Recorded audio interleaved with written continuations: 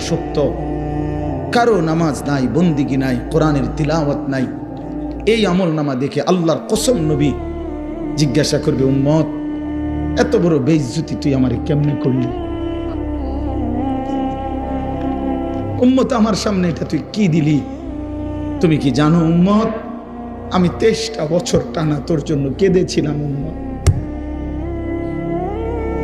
আমি এমন কাঁদা কাঁদছি রে উম্মত তোদের জন্য, এশার নামাজের পরে দাঁড়াইছি, ফজরের আজান পর্যন্ত আমি আমার মালিকের কাছে তোদের জন্য, উম্মতের জন্য চোখের পানি ফেলে কাঁদছিলাম। আমার এত চোখের পানি তোর দিল গলাইতে পারলো না।